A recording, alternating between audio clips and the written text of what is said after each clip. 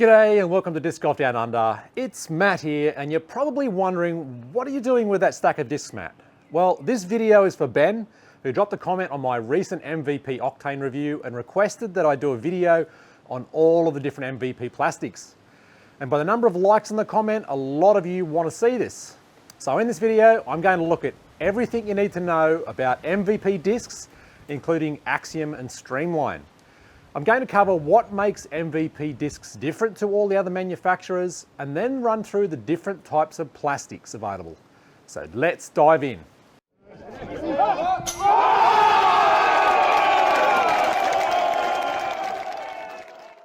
Okay, most of you have heard this before, but I just want to remind everybody that I'm not being paid by MVP or any disc golf retailers for this video.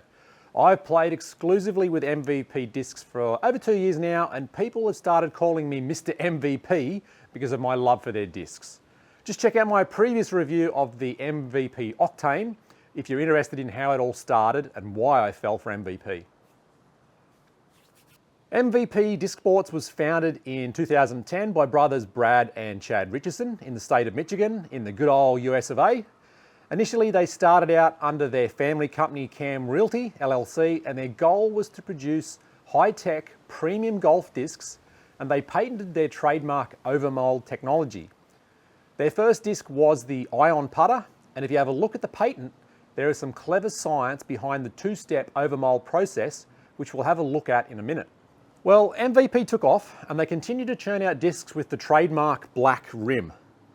In 2014, they expanded their product line, adding the Axiom discs brand and released the Alias and the Envy. Axiom discs are the same overmold technology, but now the rim changes color also instead of the plain black rim in the MVP discs, giving way more variety. Then in 2017, MVP launched their third brand called Streamline discs with the Pilot and the Trace. And you notice that Streamline discs are not overmold. And MVP's goal here was to produce traditional single mold discs, but cheaper than anyone else on the market. So if you hate the overmold feel, and some people do, Streamline is there to fill the gap, and they have some great discs worth having a look at also. Now, in addition to discs, MVP sell the usual accessories, including bags, apparel, baskets, and they also own the Hive Disclaw brand as well. As of 2021, here's the current breakdown of discs under each brand, with a few more that have been approved by the PDGA in 2021, and they're on their way to shelves soon. Okay, so MVP has a patent on the overmold technology, and you'll see gyro stamped on the rim of all MVP discs. So what's so special? Well, there's actually some science behind the two-tone discs.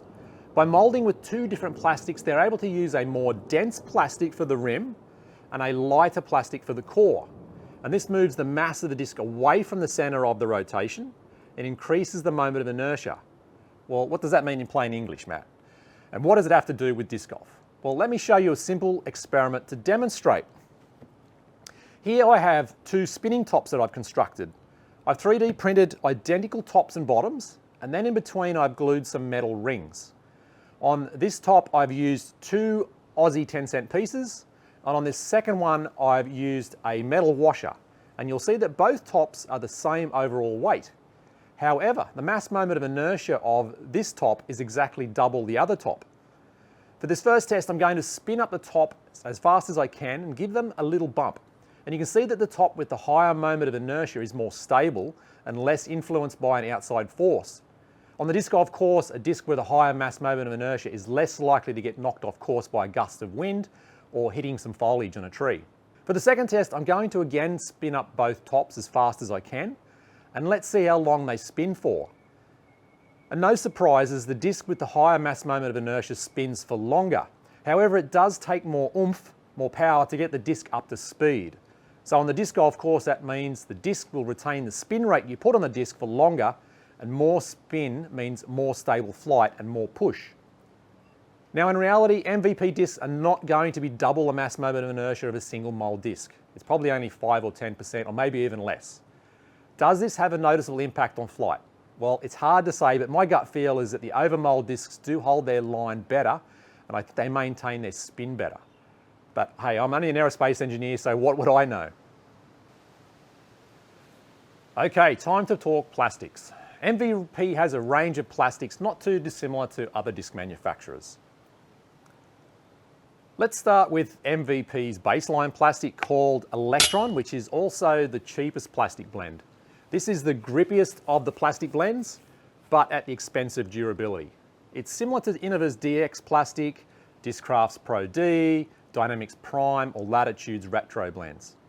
MVP claim that the Electron plastic is more durable than their competitors, and I would agree that the outer rim material is a little bit more rubbery, and you tend to see little dings and dents in the disc rim as opposed to scrapes and scratches that you might see in other discs. So just to demonstrate the durability of the Electron plastics, this is a disc that I've played one round with 18 holes, and you can see it's hit the road a couple of times and a few trees, and you can already see that the rim is getting a few scratches and scrapes, particularly on the underside where you've still got the Electron plastic, less so on the outer rim, but there's still a few scrapes and scratches there as well. So this is an example of a disc that's played just 18 holes. This type of plastic is suited to putters since it gives you better grip in the hands and also better grip on the chains as well. And like all baseline plastics, Electron beats in or seasons faster and becomes more understable and more glidey over time. This can be a detriment or an advantage depending on what you're looking for in a disc. MVP also has 3 different hardnesses available in the Electron plastic. There's the soft, the medium, and the hard, depending on what you prefer. So the soft plastic is very flexible. You can see it's very easy to bend, very soft, and some people like that. They like that sort of soft, hits the chains and sort of sits dead. You then got your normal plastic, your medium or standard plastic. It's still fairly flexible, but less so than the soft. And then you've got your firm, which is very hard, very stiff, much less flexible. So it's got more of a knock to it. This has got a bit more of a thud to the sound. So generally you'll only see Electron used in putters and a few mid-ranges in the MVP and the Axiom and Streamline brands. In the last couple of years, the 2-colour burst pattern has added some variety to disc designs, and Cosmic Electron is MVP's offering using the Electron plastic. And just like the standard Electron discs, they also come in the offerings of soft, medium, and hard as well. Neutron plastic is what I'd call MVP's workhorse premium plastic blend. Every single disc in the MVP, Axiom, and Streamline lineup, except one, is available in Neutron plastic.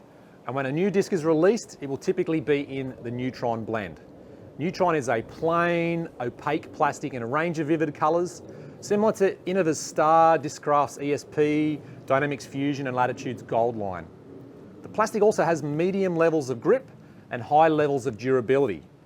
With regards to stability, discs in the Neutron plastic tend to be true to the flight ratings. And price-wise, it's in the middle of the pack with regards to the premium plastic blends. I'd always recommend going with the Neutron disc for your first disc in a particular mould, unless you're looking for something more or less stable than the flight rating. When it comes to flexibility, the standard Neutron plastic is fairly similar to the Proton plastic, which I'll cover shortly. However, MVP also supply a range of discs in the soft Neutron, and I love this plastic for driving putters like the Envy. You know, it's a lot more softer, a lot more grippy, great for throwing in wooded areas as they don't bounce off the trees as much, and they also stick to the ground faster. Also, I have a soft Neutron Envy that has to be one of my favourite discs, and it is way more stable than any other plastic blend, including Proton. So if you're looking for very stable, go for the soft Neutron. You want burst and swirls in Neutron? Well, Cosmic Neutron has you covered here. MVP has some of the best looking multicoloured discs out there. Just look at the amazing colours in this disc. Proton is the cheapest of the premium plastics from MVP, and it's translucent in colour. It's the second most popular blend across the MVP range, and similar to Innova's Champion, Discraft's Elite Z, Dynamics Lucid, and Latitude's Opto line. You can also find some Proton discs with metal flakes inside that give them a sparkly appearance. I'd say Proton has similar grip, maybe a touch less compared to Neutron, and also similar flexibility. When it comes to durability, Proton is the best. I've got some Proton discs in my bag that have been there for years, and they look almost like new, except for the stamp rubbing off. You'll also find in general that proton discs fly more stable than their neutron counterparts from the same mold. Plasma is probably the most prettiest of the MVP plastics and also the most expensive.